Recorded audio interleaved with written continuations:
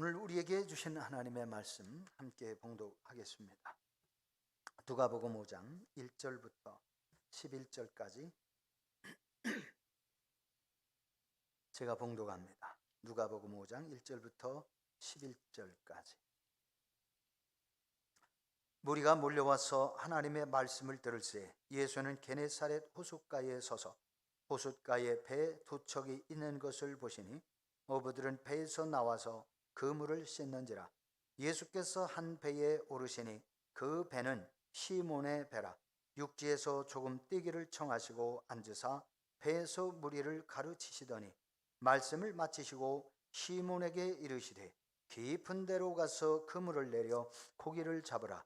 시몬이 대답하여 이르시되 선생님, 우리들이 밤이 새도록 수고하였으되 잡은 것이 없지만은 말씀에 의지하여 내가 그물을 내리리이다 하고 그렇게 하니 고기를 잡은 것이 심히 많아 그물이 찢어지는지라. 이에 다른 배에 있는 동무들에게 손짓하여 와서 도와달라 하니 그들이 와서 두 배의 채움에 잠기게 되었더라.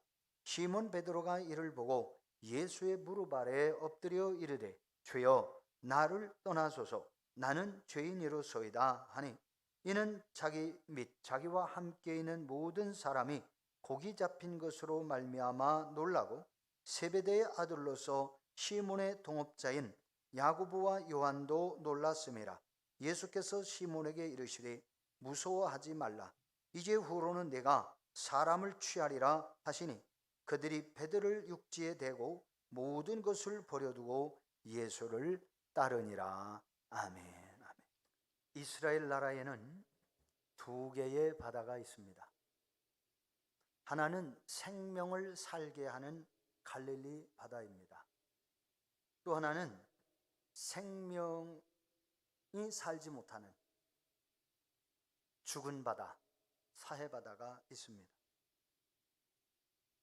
갈릴리 바다는 헤르몬 산으로부터 사시사철 맑은 물이 흘러들어 갈릴리 바다를 이루고 있습니다.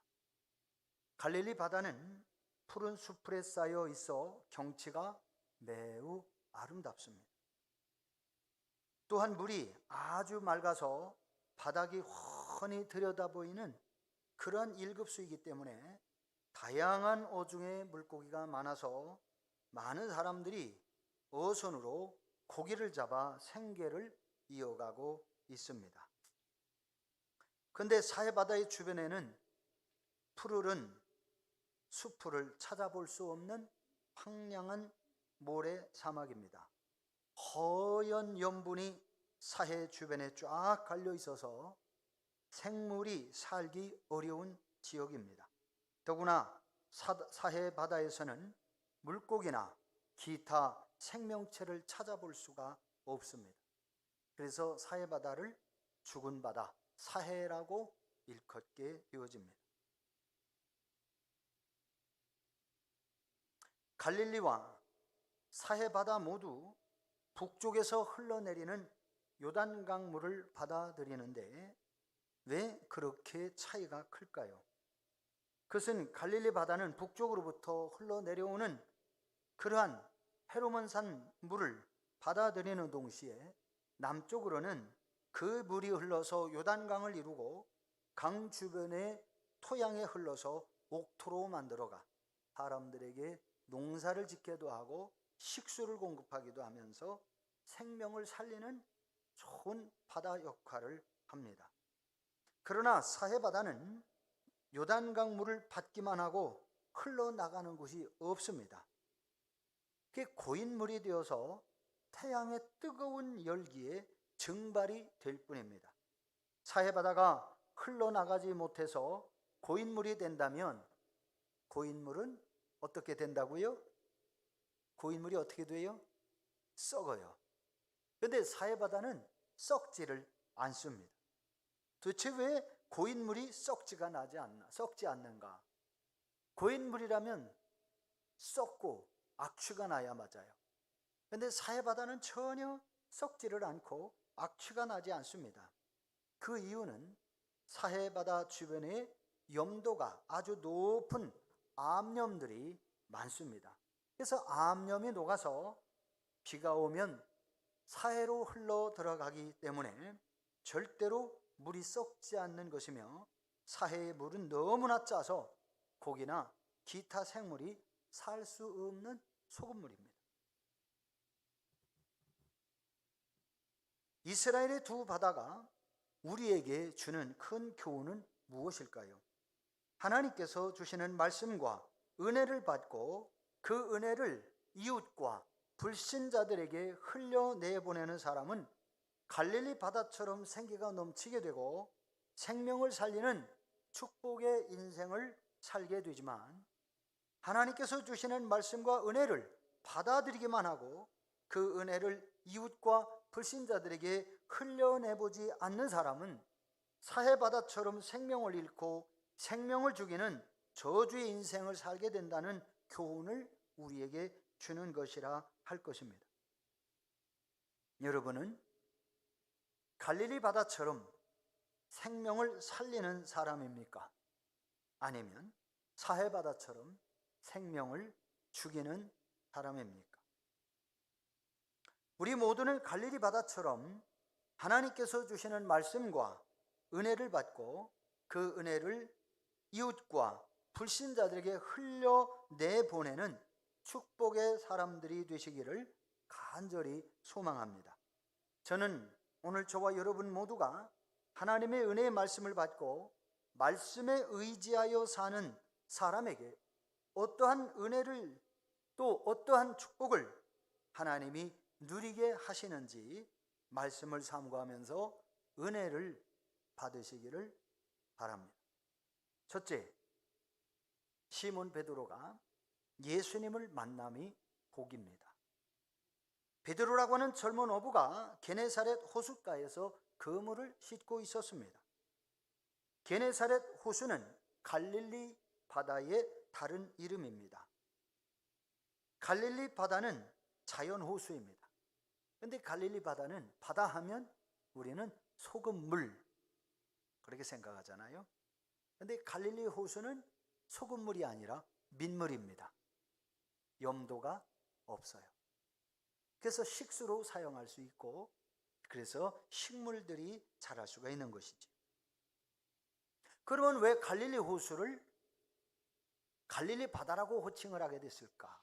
바다라는 뜻은 넓다라는 뜻을 가지고 있는 거예요. 그래서 갈릴리 호수가 넓기 때문에 바다라고 성경에도 종종 기록되어 있고, 이스라엘 사람은 그것을 갈릴리 호수라고도 하지만 갈릴리 바다라고도 부릅니다. 오늘 성경은 게네사렛 호수라고 말하는데 왜 게네사렛 호수라고 했을까?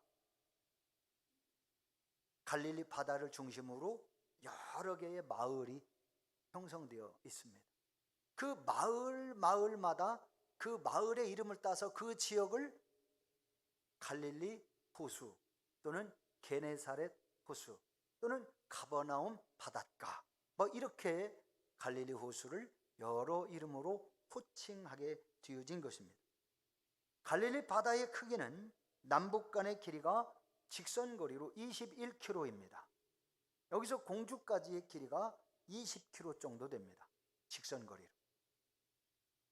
그러면 여기서부터 공주까지 그 길게 갈릴리 호수가 내려간 거지. 남과 북쪽과 남쪽으로 갈릴리 호수가 21km나 되는 아주 길은 바다입니다. 동에서 서로 동서간의 넓이는 12km입니다. 그러니까 길이의 절반 정도 해당이 되는 것이죠. 그럼 면적은 얼마나 될까? 160km 제곱미터입니다. 160km 제곱미터는 여의도 면적의 19배나 되는 겁니다. 여의도 면적, 그것을 19개를 붙여놓은 거예요. 대단히 큰 것이죠. 갈릴리 바다에 그래서 이렇게 갈릴리 호수에 바다라는 이름이 붙게 되어진 원인이 바로 여기에 있었습니다. 베드로는 간밤에 밤새도록 갈릴리 바다에서 고기를 잡으려고 애를 썼지만 고기를 잡지 못했습니다. 밤새도록 헛고생만 한 것입니다. 시몬 베드로에겐 말할 수 없는 피로감이 몰려왔을 겁니다. 밤새도록 고기를 잡아도 고기를 많이 잡았다면 피로감을 별로 못 느끼거든요. 근데 밤새도록 고기를 잡으려고 애를 썼는데 그물을 내리고 걷고 내리고 걷고 반복했지만 고기를 잡지 못했어요. 웬일인지 그날 완전히 꽝입니다. 그러니까 베드로의 몸에는 말할 수 없는 피로감이 몰려왔을 겁니다. 먼 사람 같으면 그냥 대충 바닷가에 끄다 놓고 집에 가서 한숨 자고 배부터 채우고 한숨 자고 어쩌면 그물을 씻으려고 했었을 겁니다. 그런데 베드로는 그렇지 않았습니다. 비록 피로감이 몰려왔지만 다음을 위하여 그물을 깨끗이 씻고 있었습니다. 그때에 웬 사람들이 바닷가로 몰려오는데 사람들의 숫자가 점점 많아서 무리를 이루었습니다. 무리를 이루었다는 말은 사람들이 많이 모여들었다는 뜻입니다. 그곳에 모인 무리가 웬 선생으로부터 하나님의 말씀을 듣고 있었습니다. 사람들이 점점 많아지자 하나님의 말씀을 전하던 그 선생은 그물을 열심히 씻고 있던 베드로에게 다가와서 호숫가에 배를 띄우기를 청하고 시몬 베드로의 배를 타고 배에 앉아서 여전히 바닷가에 몰려온 사람들에게 하나님의 말씀을 가르치는 것이었습니다. 한동안 그렇게 무리들에게 말씀을 가르치던 선생이 말씀을 마치자 시몬 베드로에게 말씀했습니다. 깊은 데로 가서 그물을 내려 고기를 잡으라. 그러자 시몬 베드로가 그 선생에 대답하기를, 선생이여, 우리가 밤이 새도록 고기를 잡으려고 수고하였으나 잡은 것이 없지만은 말씀에 의지하여 내가 그물을 내리겠습니다 하고 배를 저어 깊은 곳으로 갑니다. 베드로가 말씀을 의지하여 그물을 내리게 한 마음의 변화를 일으키게 된 것이 무엇이었을까요? 하나님의 말씀을 전하는 그 말씀을 그물을 손질하면서 들었는데 아마 자신의 마음속에 감동이 일어났던 것 같습니다. 베드로는 깊은 데 가서 드디어 그물을 내렸습니다. 깊은 곳에서 그물을 내렸어요. 그리고 잠시 후에 그 그물을 잡아 올리는데 이게 웬일입니까? 그물이 묵직하면서 고기들이 요동치는 느낌을 받습니다. 고기가 엄청 많이 잡혔음을 느꼈습니다. 고기가 너무 많이 잡혀서 마침내 그물이 찢어지고 있습니다. 그러자 베드로는 동업자 야고보와 요한에게 소리 지르면서 와서 도와달라고 청했습니다. 그러자 야고보와 요한이 배를 끌고 달려와서 그물을 같이 올리며 그물을 배에 퍼담는데 놀라운 일이 벌어졌어요. 두 배에 가득 채워지는 만선이 되어 배가 바다에 잠길 지경에 이르는 것입니다. 너무나 놀라 베드로가 예수님을 바라보면서 그 자리에 엎드려 예수님께 말합니다. 주여, 나를 떠나소서. 나는 죄인입니다. 주여, 나를 떠나소서. 나는 죄인이옵니다. 그곳에서 놀란 사람은 시몬 베드로만이 아니라 요한과 야고보도 함께 놀랐습니다. 어떻게 그런 일이 일어날 수 있을까? 깊은 데 가서 그물을 내렸으니 많은 고기를 잡았겠지 하고 생각하는 분이 계실지 모르겠습니다. 그러나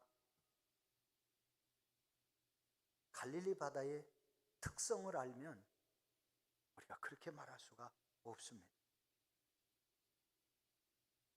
시몬 베드로가 예수님의 말씀에 의지하여 그물을 내렸을 때에 그동안 한 번도 경험하지 못한 놀라운 기적을 경험하게 되어진 것입니다. 시몬 베드로가 예수님의 말씀을 듣고 경험에 의지하여 말씀에 불순종했다면, 예수님이 깊은 데로 가서 그물을 내려 고기를 잡으라고 하는 그 말씀에 시몬 베드로가 자신의 지식이나 경험을 의지해서 그 말씀에 불순종했다면 기적은 없었을 겁니다. 갈릴리 바다는 물이 너무 깨끗해서 백주 대낮에 그물을 내려 많은 고기를 잡는다는 것은 어느 누구에게 들어보려고 해도 들을 수 없는 비상식적인 행위입니다. 백주 대낮에는 고기를 그렇게 많이 잡을 수가 없습니다. 그게 상식입니다. 더군다나 백주 대낮에 깊은 곳에 가서 그물을 내리면 그물은 더 깊은 곳으로 도망쳐 버려요. 갈릴리 바다의 수면에서부터 깊은 곳 갈릴리 호수의 가장 깊은 바다까지는요 굉장히 깊습니다. 깊이가 무려 41m라고 합니다. 우리 예배당 이 끝에서 엘리베이터 저 끝까지가 32m입니다. 갈릴리 호수가 대단히 깊은 거예요. 갈릴리 호수는 지중해 해발로부터 따지면 약 200m나 차이가 난다.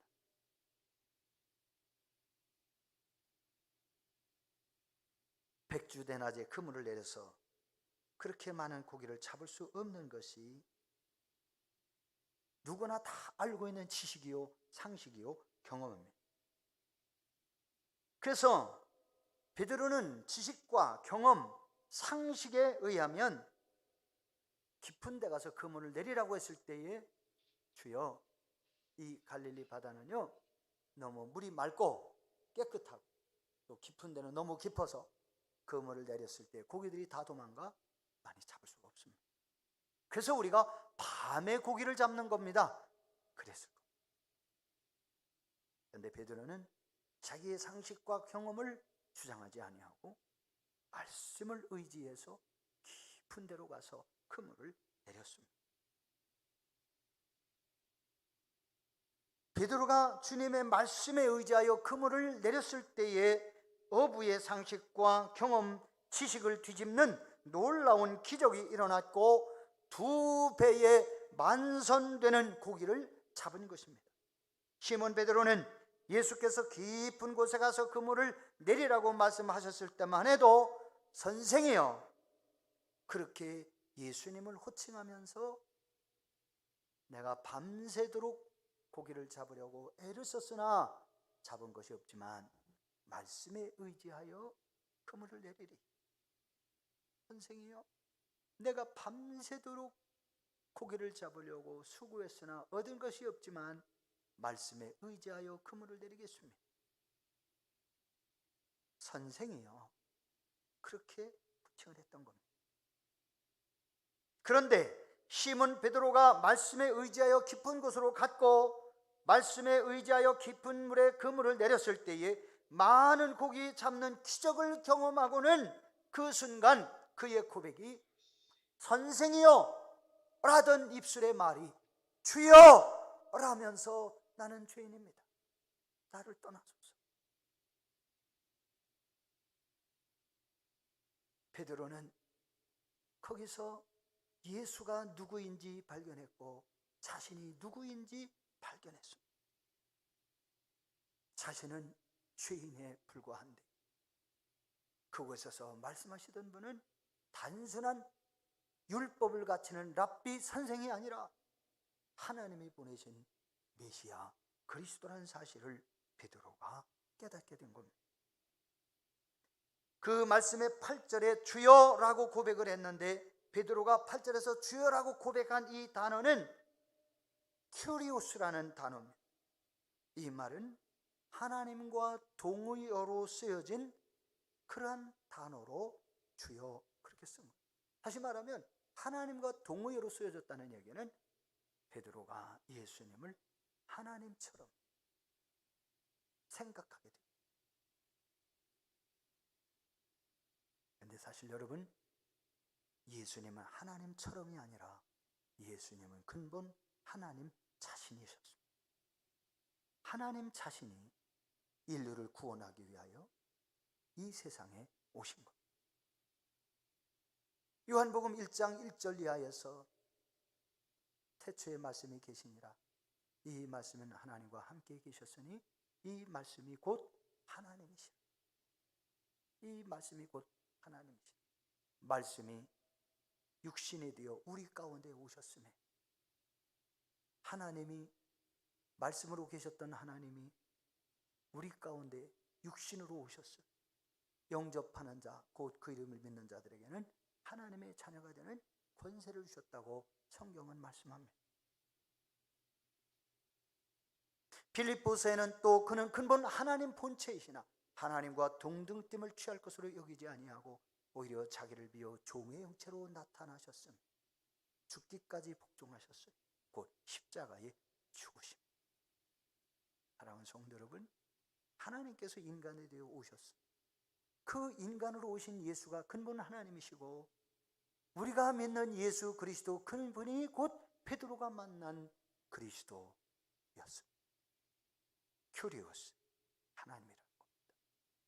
오늘 이 자리에 계신 여러분, 하나님은 오늘 우리의 삶의 현장에서도 말씀으로 일하시고 말씀으로 역사하신다는 사실을 여러분이 믿고, 말씀이 능력이요, 말씀이 생명이요, 말씀이 우리를 살리는 하나님이라고 여러분이 믿을 때에 그 하나님이 여러분의 문제를 해결하시고 여러분을 저주에서 구원해 주시는 거예요.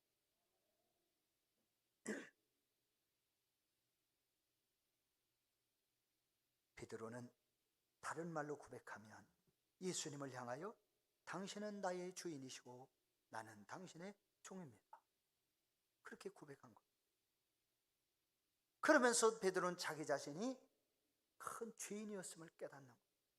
이것이 예수님을 만난 사람들은 자신이 죄인이라는 사실을 깨닫게 되는 것이 정상이고, 내가 주님 앞에 나의 죄를 자백하고 주님 앞에 기도할 때에 나의 죄의 문제를 들으신 하나님이 나의 문제를 해결하시고 나에게 새 생명의 은혜와 복을 누리도록 새로운 삶을, 거듭나는 삶을 주시는 거예요. 여러분, 나사렛 예수님이 그리스도이심을 믿기에 오늘도 여러분이 이 자리에 계신 줄을 믿습니다. 그렇다면 여러분들은 이 세상에서 가장 복된 사람들입니다. 혹시 여러분 중에 몸은 교회에 나와 있지만 아직도 예수님을 구원자이신 그리스도로 믿어지지 않는 분이 계십니까? 오랫동안 예수님에 대하여 설교를 들어서 머리로는 하나님의 아들이라고 이 머리로는 알고 있지만 가슴으로는 예수님이 나를 구원하시는 나의 구원자, 나의 그리스도라는 이 고백이 되지 못하는 분이 혹시 있습니까? 시몬 베드로가 처음 예수님을 만났을 때에 주로 고백하지 못하고 선생으로 고백했던 것처럼 여러분 중에도 혹시 예수님을 선생으로만 인정하시는 사람이 있습니까? 예수님은 역사 속에 실존하는 3대 성인 중에 한 분으로 고백해서는 안 됩니다. 예수님을 주님으로, 예수님을 나의 주님으로 고백하는 것은 세계의 문학 서적을 통해서나 인생의 경험을 통해서 알게 되는 것이 아니라 우리가 하나님의 말씀인 성경의 말씀을 읽고 성경의 말씀을 의지하고 성경의 말씀을 믿고 하나님의 말씀을 믿음으로 순종하며 살 때에 선생님에서 주님으로 우리는 고백할 수 있게 되어지는 겁니다. 그러므로 성경을 하나님의 말씀으로 인정하고 성경에 기록된 하나님의 말씀을 통해서 하나님은 오늘날 저와 여러분의 삶의 현장에 일하시는 하나님, 전능하신 하나님, 우리를 구원하시는 하나님이라는 사실을 믿으시기를 바랍니다. 그리고 여러분이 순종할 때에 하나님의 그 믿고 순종하는 사람을 통해 일하신다는 사실. 둘째, 말씀에 의지하여 살 때에 복이 됩니다. 말씀을 의지하여 살 때에 복이 됩니다. 시몬 베드로는 갈릴리 지역에서 출생하고 어부의 삶으로 잔뼈가 굵어진 사람입니다. 자신보다 갈릴리 바다를 더 잘 아는 사람이 없을 정도로 갈릴리 바다를 훤히 꿰뚫고 있는 아주 뛰어난 어부라고 자부하여 왔을 겁니다. 그럼에도 간밤에는 웬일인지 밤새도록 고기를 잡지 못했습니다. 그런데 하나님의 말씀으로 무리를 가르치던 예수 선생의 말씀에 의지하여 순종하였더니 자기 생각에는 전혀, 자기 인생에는 전혀 경험하지 못한 놀라운 기적을 오늘 경험하고 예수 선생을, 하나님의 능력을 가지신 그리스도심을 알게 되고 동시에 자신은 한없이 부끄러운 주인임을 발견하게 되어진 것입니다. 말씀의 순종함을 통해서 놀라운 변화가 일어나. 그런데 말씀에 의지했다는 얘기는, 말씀에 의지하여 금을 내렸다는 얘기는 말씀을 따라 순종했다는 말이에요. 말씀에 순종했을 때에 베드로는 예수님을 새롭게 발견할 수 있었고 베드로는 자기 자신을 새롭게 발견했습니다. 예수님을 향하여는 주님으로, 그리스도로, 메시아로 자신에 대해서는 죄인으로 고백하게 되어졌습니다. 왜 자기를 떠나라고 했습니까? 자기는 죄인이라 전능하신 하나님이 보내신 메시아를 감당할 수 없는 존재라는 사실을 고백한 겁니다. 그렇습니다. 우리는 감히 예수 그리스도를 우리의 중심에 모시기에 부끄러운 죄인이 아닐 수 없습니다. 우리는 생각으로, 삶으로 수시로 하나님의 뜻에 거슬리는 살 때가 얼마나 많은지, 하나님의 말씀을 알면서도, 생각나면서도 성령이 우리들에게 감동을 주심에도 불구하고 불순종으로 살 때가 얼마나 많습니까? 하나님을 가까이 하기보다는 우리의 현실을 쫓아, 세상을 쫓아 즐기고 취하고 누리기 위하여 얼마나 세상으로 나가고 있습니다. 하나님을 예배하기보다 세상에 나가 즐기는 것이 더 좋아가지고 세상에 나가 즐기고, 하나님 앞에 나와 예배하며 헌금을 드리기보다 세상에 나가서 돈을 쓰기에 급급한 우리들의 모습이 아닙니다.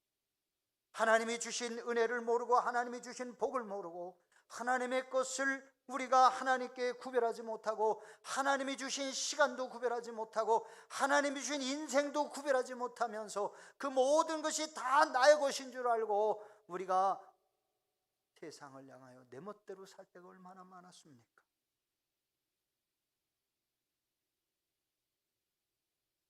자신이 죄인이라는 사실을 깨닫지 못하는 사람은 가장 불행한 사람이에요. 오랜 동안 교회에 나오고 하나님을 섬기면서도 예수 그리스도가 정말 나의 구주이시라는 사실, 나를 구원하시는 전능자라는 사실, 그분이 참 하나님이라는 사실을 믿지 못하고 체험하지 못하는 사람들은, 미안한 얘기지만 불쌍한 분. 여러분, 이 자리에서 우리가 그동안 경험하지 못한 그런 예수 그리스도에 대한 분명한 신앙을 갖기를 주의 이름으로 부탁을 드립니다. 사람은 누구나 자기를 드러내서 자랑하기를 좋아합니다. 그러나 자기의 치부나 약점을 인정하고 자기가 죄인임을 자백하고 회개하는 것은 쉽지 않습니다. 그래서 많은 사람들이 그것을 꺼립니다. 그런 사람에게도 하나님의 말씀이 들어가면 자신의 죄와 허물을 발견하게 되고, 시몬 베드로와 같이 내가 죄인임을 하나님께 고백하며 하나님의 말씀 앞에 순종하며 살아가게 되어지는데, 그럴 때 우리의 삶에 놀라운 변화가 일어나는 은혜와 복을 누리게 되어지는 것. 사람들이 선포되는 하나님의 말씀을 듣고 받아들일 때에 하나님을 깨달아 알게 되고 자신의 참 모습이 어떤 상태인지를 발견할 수 있습니다.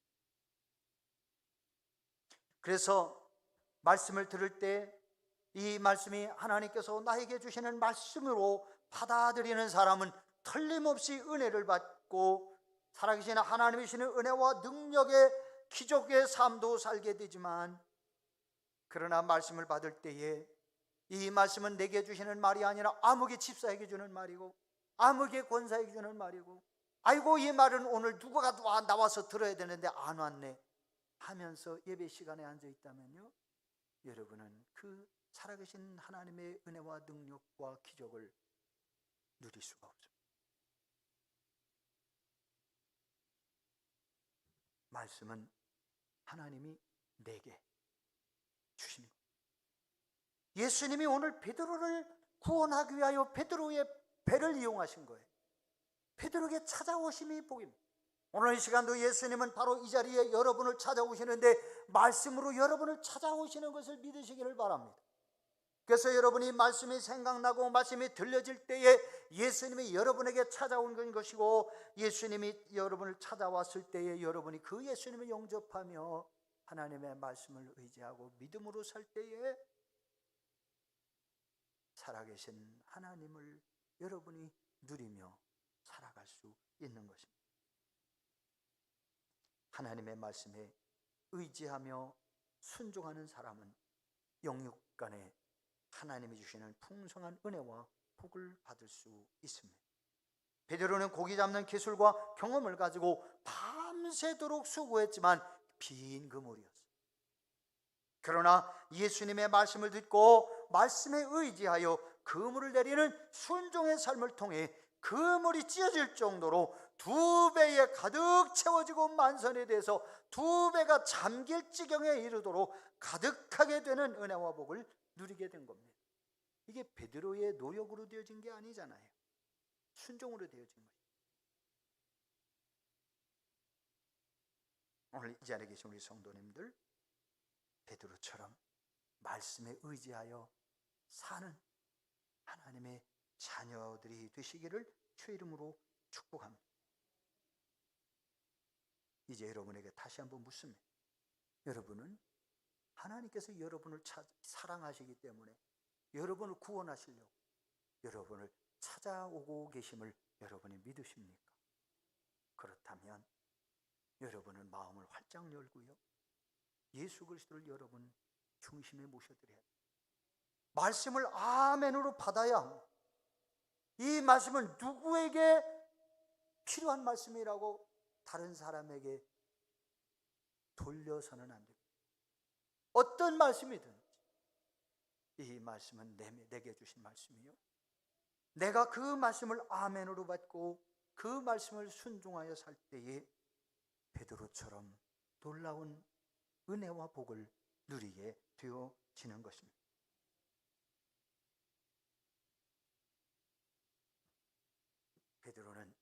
시몬 베드로는 자기가 죄인임을 고백했을 때에 예수님을 감당할 수 없어서 주여 나를 떠나소서 그렇게 고백했습니다. 근데 그런 베드로를 향하여 네가 이제 이후로는 사람을 낚는 어부가 되리라. 나를 따라오라. 이제부터 너는 사람을 낚는 어부가 되리라. 자, 사랑하는 성도 여러분, 예수님을 자신은 감당할 수 없는 죄인이라고 고백했지만 그 베드로를 예수님은 예수님의 제자로 불러주셨습니다. 나를 따라오는, 내가 너로 사람을 낚는 어부가 돼. 사람을 낚게 하리.